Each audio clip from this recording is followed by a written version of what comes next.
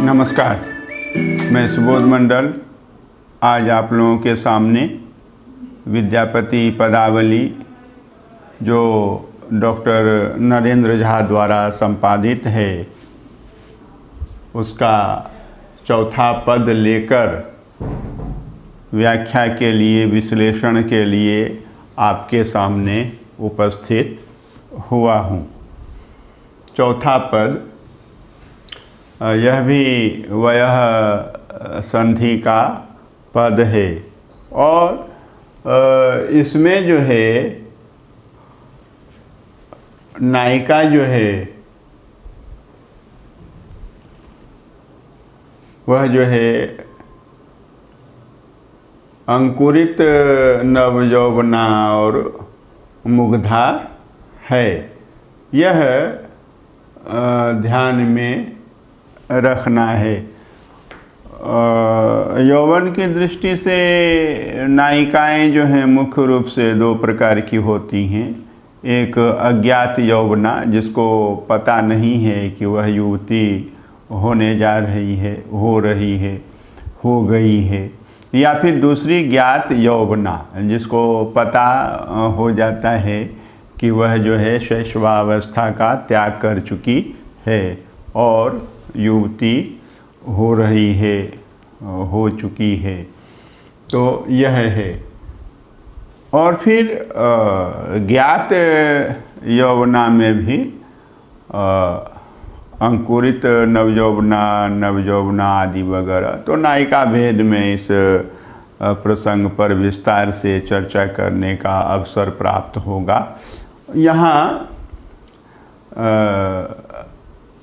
मुग्धा नवयौवना जो है भोली भाली किशोरी नायिका है जिसके विषय में विद्यापति मनोवैज्ञानिक तथ्यों का उद्घाटन कर रहे हैं। पहले पद देख लें। किछु किछु उत्पत्ति अंकुर भेल। किछु किछु उत्पत्ति अंकुर भेल, चरण चपल गति लोचन लेल। अब सब क्षण रहु आँचर हाथ, लाजे सखिकन पूछे ना बात।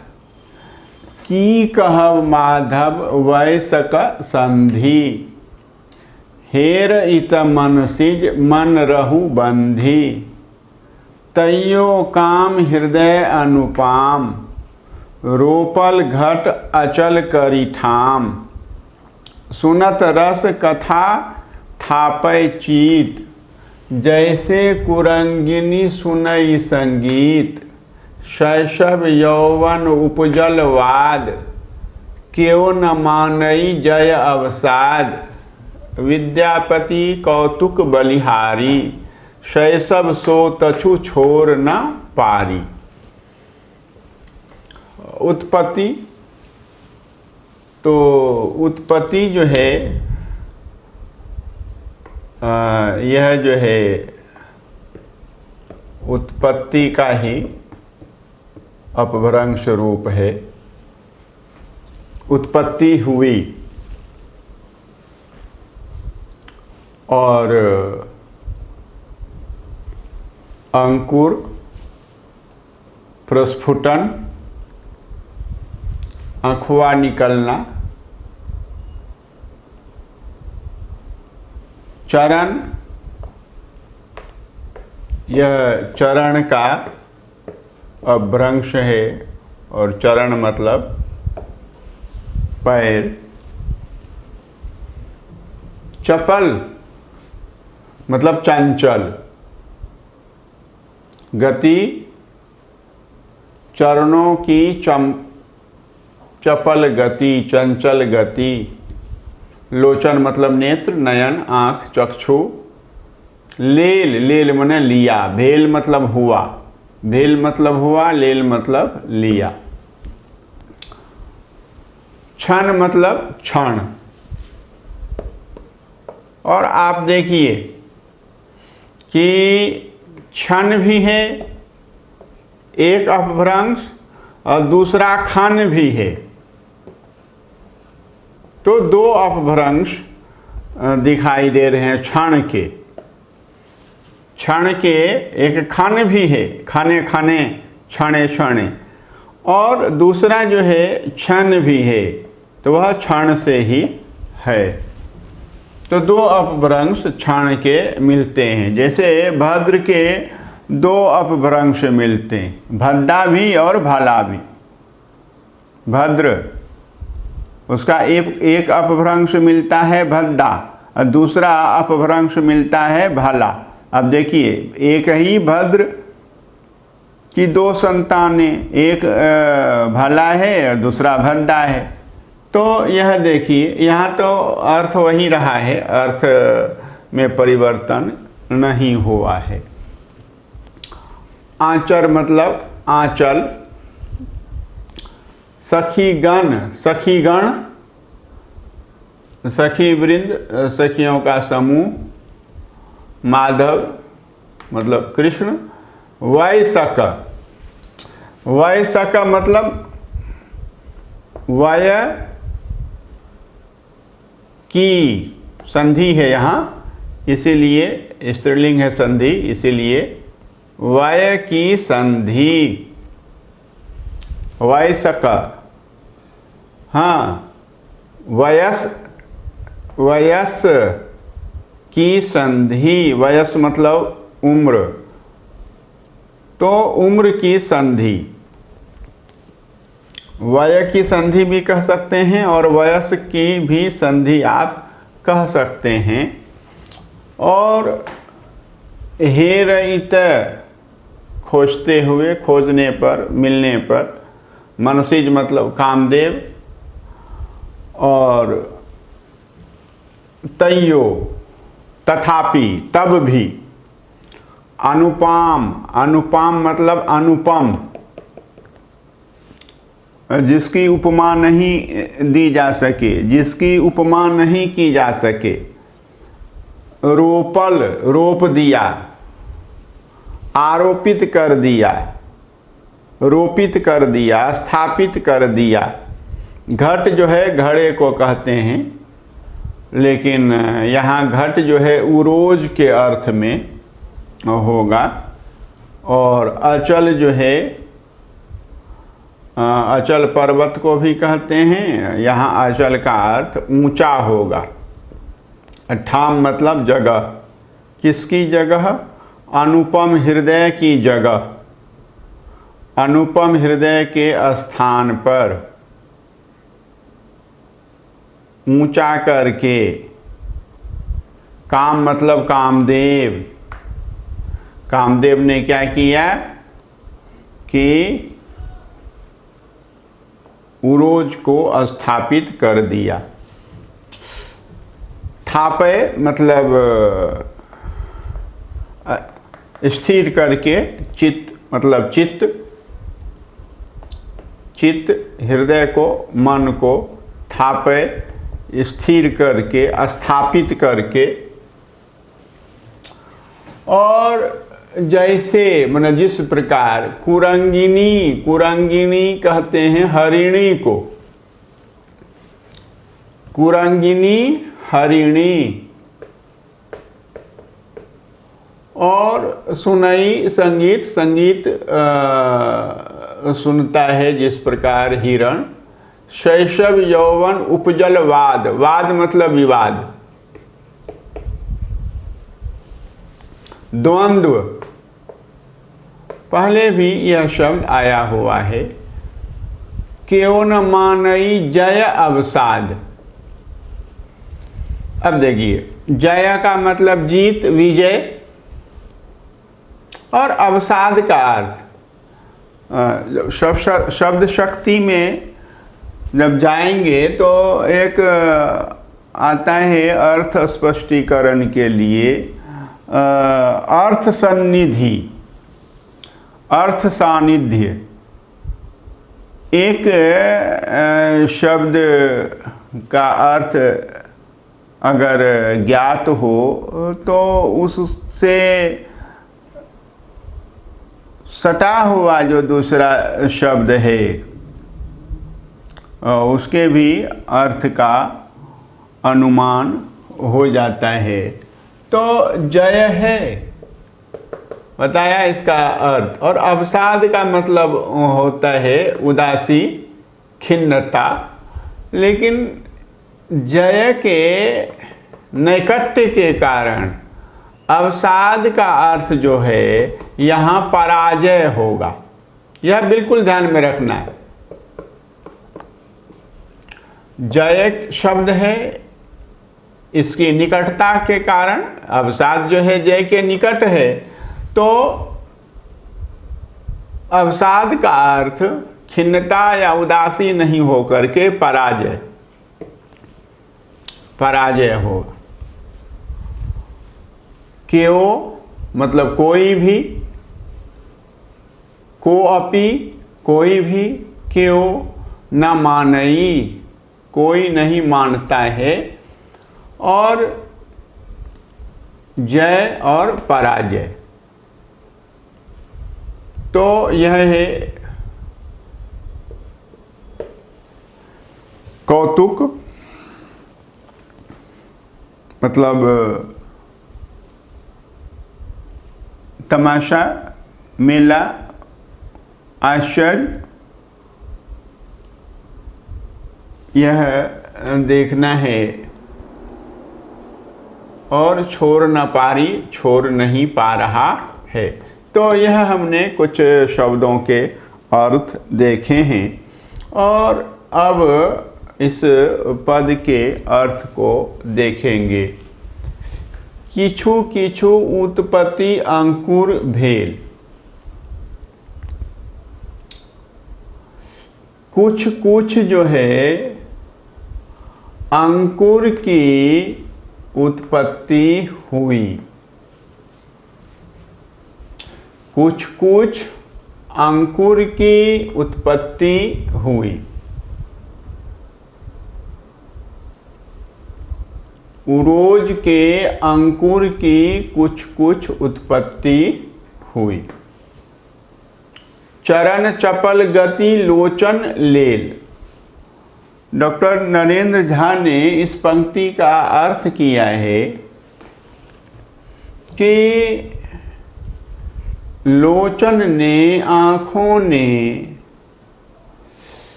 चरणों की चंचल गति प्राप्त कर ली है। यहाँ तक कोई बाधा नहीं है, कोई समस्या नहीं है, लेकिन यह देखना है कि जब आँखों ने चरणों की चंचल गति ले ली, तब चरण जो हैं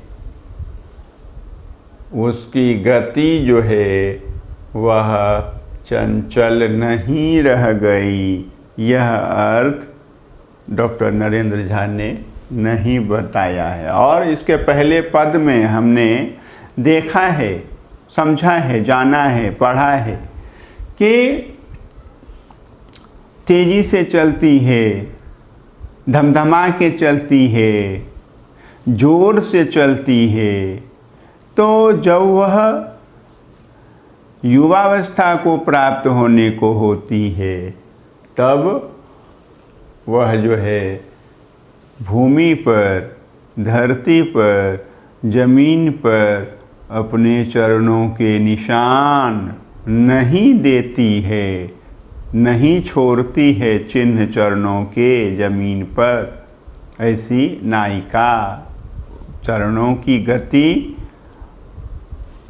जो चंचल थी, वह चंचलता चरणों में नहीं रहती है। वह चंचलता कहाँ चली आती है? आँखों में चली आती है। यह अच्छी तरह से समझ रखने की बात। अब सब क्षण रहु आँचर हाथ। अब सभी क्षणों में उसके हाथ में आँचल रहता है। आँचल जो है हर हमेशा हाथ में रहता है, बेसुध नहीं होती, अचेत नहीं होती।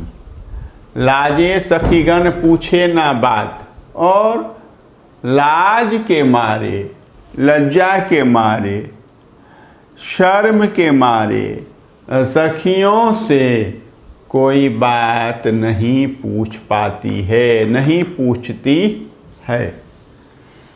की कहब माधव वयसक संधि, हे माधव वयस की संधि, वय की संधि, उम्र की संधि के विषय में क्या कहूँ। की कहब क्या कहूँ, माधव हे माधव, वयसक संधि हे माधव, वयस की संधि, वय की संधि, उम्र की संधि के विषय में क्या कहूँ। हेरइत मनसिज मन रहू बंधी, यदि कामदेव भी उसको पा जाए, हेर ले, देख ले, और वह इतनी सुंदरी है नायिका कि कामदेव भी उसको देख ले, पा ले, तो कामदेव का मन भी उससे बंधा रह जाए। तैयो काम हृदय अनुपाम, रोपल घट अचल करी ठाम। तब पर भी क्या किया कामदेव ने, वह तो इतनी सुंदर है ही, और इतनी सुंदर है कि कामदेव भी उसको देख ले, पाले, तो उसका भी मन उससे बंधा रह जाए, बंध जाए। तब पर भी कामदेव ने तैयो काम हृदय अनुपाम, तब पर भी कामदेव ने उसके अनुपम हृदय पर, उसके अनुपम हृदय पर क्या किया, ऊंचा करके, शोभायमान करके, सुंदर करके घट को रोपित कर दिया, उरोज को स्थापित कर दिया, जिससे कि उसकी सुंदरता और बढ़ गई।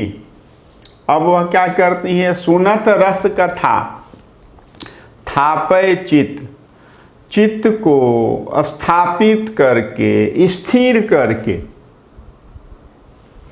चित्त को स्थापित करके, स्थिर करके वह क्या करती है कि रस कथा सुनती है। रस कथा को वह बड़े स्थिर मन से सुनती है। जैसे कुरंगिनी सुनई संगीत, जैसे हरिणी जो है संगीत सुनती है, जैसे हरिणी जो है, जैसे हरिणी संगीत सुनती, बेसुध होकर सुनती, और फिर आखेटक जो है, शिकारी जो है, उसके जाल में फंस जाती है हरिणी, कुरंगिनी जो है उसकी चाल में, शिकारी की चाल में फंस जाती है। तो इस तरह से वह रस कथा सुनती है कि वह भी किसी शिकारी रूपी नायक के प्रेम रूपी जाल में आबद्ध हो जाती है, बंध जाती है। तो यह है शैशव यौवन उपजलवाद। यहाँ क्या होता है कि उसकी शैशवावस्था में या युवावस्था में द्वंद्व छिड़ जाता है, संघर्ष छिड़ जाता है। क्यों न मानई जय अवसाद, कोई जो है दूसरे की जय नहीं मानता है और अपनी पराजय नहीं मानता है। यही कोई जो है क्यों न मानई जय अवसाद, कोई जो है न शैशवावस्था न युवावस्था, ना शैशव जो है यौवन की जय मानता है, ना यौवन शैशव की जय मानता है, ना शैशव अपनी पराजय मानता है, ना यौवन अपनी पराजय मानता है। तो यह समझना है, कोई अपनी पराजय कैसे मानेगा, दूसरे की जय कैसे मानेगा, जीत कैसे मानेगा। तो यह है क्यों न मानई जय अवसाद। शैशव जो है यौवन की जीत नहीं मानता और अपनी हार नहीं मानता, उसी तरह से यौवन जो है शैशव की जीत नहीं मानता और अपनी हार नहीं मानता। तो इस तरह से दोनों के बीच संघर्ष छिड़ गया है, विवाद छिड़ गया है, द्वंद्व छिड़ गया है। विद्यापति कौतुक बलिहारी, विद्यापति कहते हैं कि यह कौतुक जो है, यह लीला जो है, शैशव और यौवन की लीला जो है, यह संघर्ष की जो लीला है, यह द्वंद्व की जो लीला है, मैं उसकी बलिहारी जाता हूँ।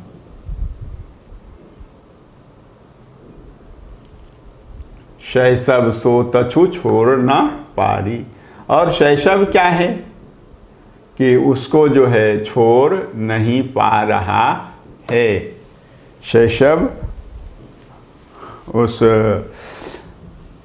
नवजौना मुग्धा किशोरी भोली भाली नायिका के शरीर को शैशव जो है वह छोड़ नहीं पा रहा है।